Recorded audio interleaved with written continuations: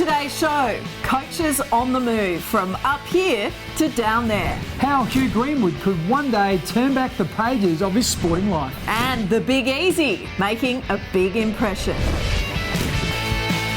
Hi everyone and welcome to this showdown edition of The Crow Show. I'm Mark Bickley. And I'm Alana Smith, and we'll have more on the big game shortly, but first, coaches are always looking for a different perspective on the game. Yes, they are, and increasingly they're abandoning their grandstand seats in favour of a ground level view where they can eyeball their players. Most coaches, including Don Pike, have adopted the practice, and it's largely because runners are now restricted. Eddie Betts! Eddie perfect! Runners are now only allowed on the ground after a goal is scored. That's forced coaches to divide their time between the coach's box and the interchange bench. Don Pike sometimes spends 70% of the game at ground level. It's a way that I think we can better communicate with our players. The challenge is being able to see the game from down there because it is a different level. But I've got great trust in the assistant coaches, and Scott Camperelli looks after our structural stuff to be able to give me the feedback I need down there. Don Pike going down to the ground already. He's been experimenting with coaching from the boundary like so many of the coaches do. On the bench, he can also work more closely with team leaders. Your senior players need to be able to take messages out and be able to get a feel for what's happening in the game, and that link without doing it on a phone whereby they're maybe not 100% focused. They might be sitting there going, yeah, watching the game, whereas when you've got them face to face, it's easier to convey the message. One former player welcomes additional on-field responsibility. The bit I do like as a footy fan is when games get tight or run-ons are happening, you've got to work your problems out on your own out in the field. You're very much relying on the teachings of the week. So that's a good thing because players are playing more and having to think more. Others don't share that view. But the player's responsibility is to play. Not to see, oh look, he's not the right spot or he's not the right spot. The coaching role is actually to try and help players get through the game. So I think it's just not right to load everything back onto the players. While Malcolm Blight is obviously not convinced. I'd rather get the bigger picture of the game and each player in that. Don Pike is certainly a convert. For me, it's more being able to get a feel for the game down there, and also to work with the players and understand that there's a lot going on down there. To be able to see the game, but also be able to engage with the players and communicate clearly with them as to what we're seeing. And maybe we haven't heard the last word on the issue. And I would imagine the coach's first item on the agenda at the end of the year is how do we get some middle ground here? Because I think they were too harshly dealt with by going, hang on, just in the goals. I think the coaches will want some control back. Don Pike will be very pleased with that. No doubt the coaches look more in control when down on the boundary. Now, basketball is undoubtedly the second sport of choice for most Crows players. But Hugh Greenwood, well, he stands head and shoulders above his mates when it comes to ability, having played 5 years of college basketball in the US. During the last off-season, he called the NBL games in Adelaide. And don't be surprised if one day he returns to the States to coach. As we discover in this chat brought to you by Revolution Roofing. It opens up for Greenwood and that left boot. A goal square. Hallelujah! Being back in the team, it's been a little bit of a relief. It was a tough couple of months in and out with pre-season, but to be back with the group and win a couple of games after the disappointing start of the year, it's fun to be back around the boys. Greenwood stands up tall. I know a lot more about basketball than I do about footy, so my ultimate dream is to get back to the States and coach college basketball. Obviously with my basketball story, I didn't get to where ultimately I wanted to get to. I certainly had some fantastic experiences. I represented my country, played for the Boomers, played college. Felt like I reached a certain point and just stopped improving. So I'm hoping when I go and coach college basketball, I can help kids get to where they really want to go. Big pack flies, and that is an absolute beauty. The basketball commentary was heaps of fun. I've been away from basketball for years and years. So for the NBL to welcome me back and be part of the commentary team was awesome. It was great to be back in basketball in some capacity. Obviously can't play it anymore as much as I'd like to. Joey, some really strong words and messages for your team. But to be able to sit courtside and talk about the game, which I still love, and it's a live audience, Fox Sports and Channel 7, it's quite daunting. The team that I worked with were super, super awesome in basically letting me build in slowly. Well, back in 2008, Hugh was named Australia's top junior basketballer. Now, in a couple of weeks, the AFL will reintroduce the mid-season draft when clubs can top up their list and players can be thrown a lifeline to the big league. Mark, what's your take on this draft? Yeah, well, the reason the mid-season draft went out of favour is because clubs weren't really using it, and even the players that were drafted, they didn't really play a whole lot of footy, so I'm not sure it's going to change a whole lot. So, yeah, I'm still a little bit not sure. OK, well, what do you think about the Crows? Will they participate in it? Yeah, I think the only way they perhaps could is if they wanted to use someone from their top-up list that's playing in the sample. I don't see there's a glaring need or a hole in their list, and even if there was, the players playing for the Crows in the sample should be able to fill that. I'm getting the impression, Mark, you're not a massive fan of the mid-season draft. Well, I just feel like it inconveniences a lot of other clubs. You know, you're dragging players away from clubs, and you're doing it midway through the season. For me, it'd be better to put 2 more players on the list right from the start of the year, and then they benefit from having a pre-season and also learning the tactics of the club. All right, good to get your take. Thanks very much. More than 300 players have nominated, but fewer than 20 can expect to be drafted. OK, when we return, the young man with the personality to match Smithers.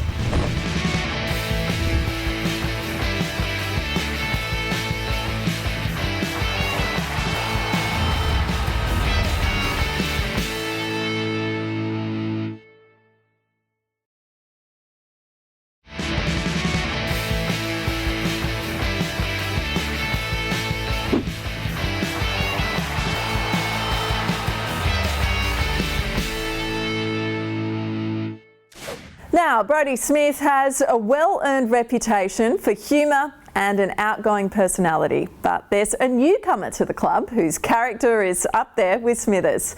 Ned McHenry only joined the Crows in last year's draft, so Brodie could be excused for not knowing a lot about him.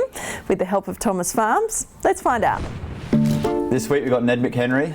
Let's find out how much I know about Ned. Welcome, mate. Thanks, Smitty. Good to be here. I've got a question for you, mate. I hope so. Got a few. Yep, got a few. First one is, what colour is my car, Smitty? Blue. Yes, mate. Yeah. It is. I saw it when I scared the crap out of you down the side street. Yeah, that's not very nice, mate. Looking around. Another question for you. Another question. All right, Smitty, what is the species, not including sharks, of the biggest fish I've ever caught in length, not kilos? I'm not a fisherman, so I'm not great with this. It's like a snapper or... What? A kingfish. Let's get more into the pleasure kind of species. Let's talk marlin. Let's talk marlin, swordfish kind of stuff. Okay, yep, marlin. Marlin, yes, mate. Well done, mate. Spot on. Well done. How long was it? I actually don't know. It's just the biggest one. Oh, hang on. I've got one for you, Smitty. Here's a question for you. Yeah, I can't wait. When I retire, do I want to live on A, a suburban house, B, an apartment in the city, or C, a farm? A farm. Yes, mate, C. Great enthusiasm. I'll turn the tables. Can I ask you about your tattoo? Can you tell us about your tattoo? I've got 2 tattoos. Okay, can you tell us about the spirit animal? Alpaca is my spirit animal. So yeah, thought I'd just put it on me for life. Very social animal. Yeah. Protective. They protect their herd at all costs. And I just like to nip around and get around everyone. So. Well, thanks for joining us, mate. Thanks, Pete. Thanks for having me, mate. Look out, Brodie. Ned is coming for your job. Well, much of the credit for the success of the Crows sample team this year must go to the club's development coaches, who've all experienced premiership success. Paul Thomas helped win 6 flags at Central District. And in this segment, brought to you by Flight Centre, he talks about his work with the midfield. Oh, Thomas shot's an absolute ripper and he's a happy man. Fulfilling a boyhood dream of just playing for them. Dad played 153 games through the 80s. That's all I ever wanted to do.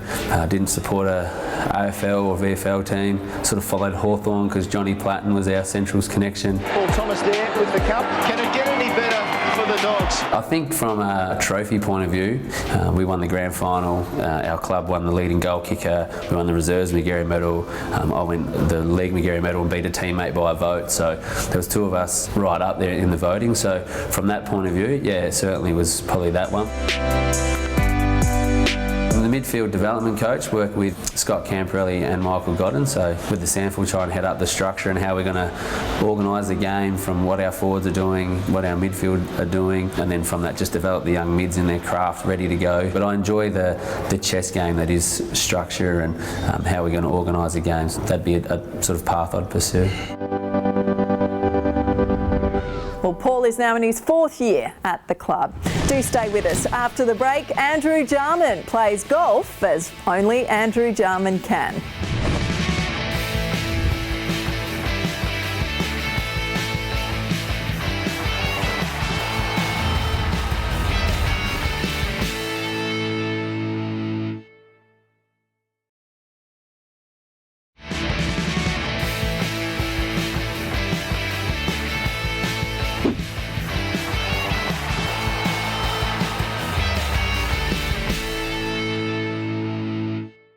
Now, over the years, no Crows player has matched the showmanship of one Andrew Newton-Jarman. So when he turned up at Glenelg to play Don Pike in our one-hole par 3 contest, you just knew it would be a unique experience for the coach. Thanks to Optus, let's check out Jars's form. Welcome to Glenelg Golf Club again. I'm joined today for the Optus One-Hole Challenge by Andrew Jarman.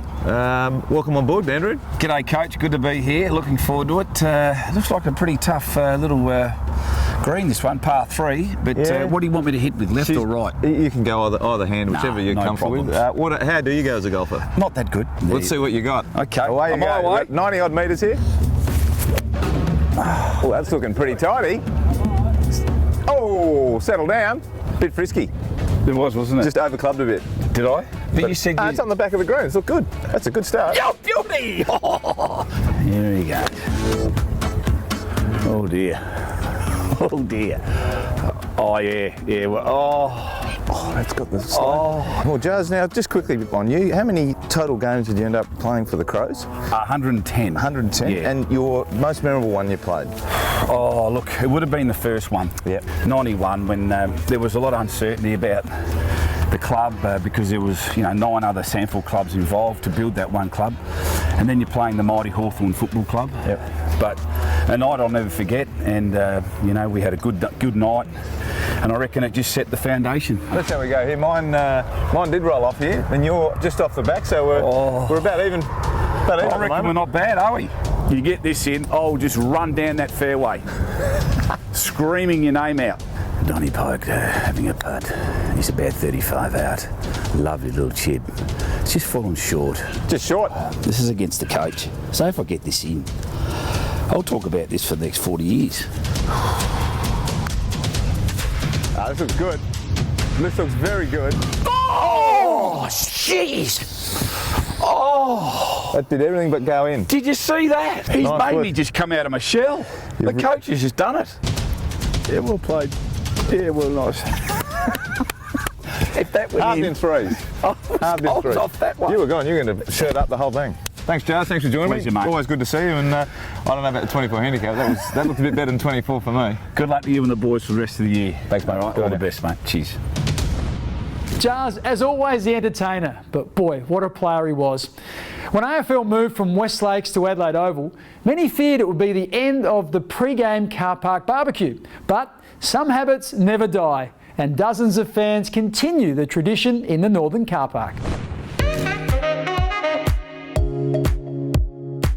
We've been coming to the Crows matches when they first started down at Footy Park. We were the first ones to have a barbecue at Football Park with the Crows. Well, and even before the Crows. We were there before when North Adelaide were playing finals. We started the tradition and it's been going and it's just built and built. In the first match we had down there, we beat, I think, Hawthorn, and we had a barbecue that day. The second match we had, we bought this tablecloth. It's getting a bit old now, a little bit old. Yeah, we've been doing this from the start. From the start we came to Adelaide Oval, and before that, many years down at Footy Park. This is the way that we enjoy the game before the start of it. We come and have a few reds, nice meal as you can see there, and we just love it. Just the atmosphere, the camaraderie, the whole lot. It's just it just builds the day. It's our little group called the F Club. You can see by my hat. We've all got F Club hats. F stands for, I'm not sure, probably just football. That'll be enough. We get here 3 or 4 hours before a game and set up and that sort of gear. So yeah, it's just so much fun. We generally do a little bit of gourmet. It's mainly gourmet. It's not just your sausage and bread. They all want to come. They all want to come. We've had chicken wings. We've had chicken shazliks. Now we've got marinated gyros chicken.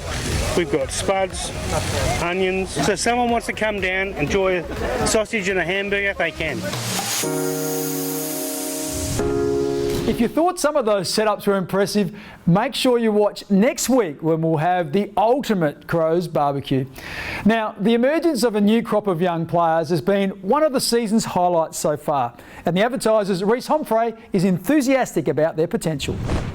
One of the downsides to the team playing well in recent years and consistently playing finals is that young players often have to wait for their opportunity. But already this year we've seen the emergence of first-round draft pick Chase Jones, who played early in the season, but more importantly 2 key position players who have been given their opportunity in Riley O'Brien and Elliott Himmelberg, and have both taken it with both hands. In 5 games so far this year, O'Brien's averaging 31 hitouts and 4 marks, and importantly 2 of those each week are contested, and he's also hitting the scoreboard. Himmelberg, meanwhile, came in when Josh Jenkins was down on form. Another luxury for Crows selectors, that when a senior player isn't performing, there's someone underneath ready to have a crack. In 3 games this season, Himmelberg's going at better than a goal a game. He's bringing the ball to ground. He's doing everything that Crows selectors must want out of him. So regardless of whether Adelaide plays finals this year or not, the future looks pretty bright. Thanks, Reece. Still to come on the Crows Show, the young man who's already a football journeyman.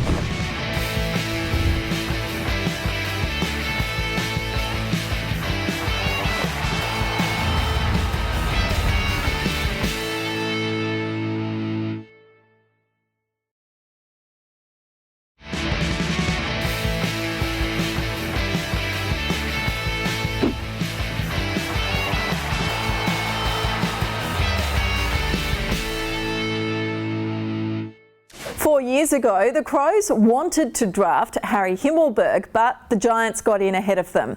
A year later, they grabbed his brother Elliott instead. Thanks to Toyota Good for Footy, we caught up with the young man whose football career has already taken him around the country. Himmelberg, an awkward bounce, a difficult situation. He shoots, he scores! What a way to kick your first! It's good to get in for a couple of weeks and then hopefully hold for a bit longer, but yeah, just having a bit of continuity is pretty good. Obviously coming in, it can be a little bit hard being in and out, and I'm sure that could happen, but you know, just trying to put in week to week. Now he's in trouble. Excellent tackle by Himmelberg. I grew up in Wagga, so I played a bit of juniors for East Lakes, Mangapla United, so they're a team near Wagga. Played a bit for Wagga Tigers as well. I then moved to Queensland, played for Mount Gravatt under 17s. Oh, Himmelberg! He pounced Big Elliott. I was playing for Queensland, and then just when Division 1 started for the Allies, had a stress fracture at the top of my tibia, so that put me out for the rest of the year. So a little small setback, but lucky enough I had a few runs on the board to still get picked up in the end. Well, in 2019, the Toyota Good for Footy program aims to raise $1 million for grassroots clubs across Australia.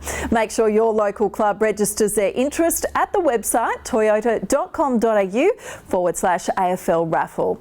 Well, Toyota also rewards our Crow in the Crowd each week. This year, we're looking out for faces on Adelaide Oval's Southern Plaza, and this was your lucky day. If you recognise yourself, contact the club by 5 p.m. on Wednesday, have some photo ID to show, and a merchandise pack from Toyota will be yours.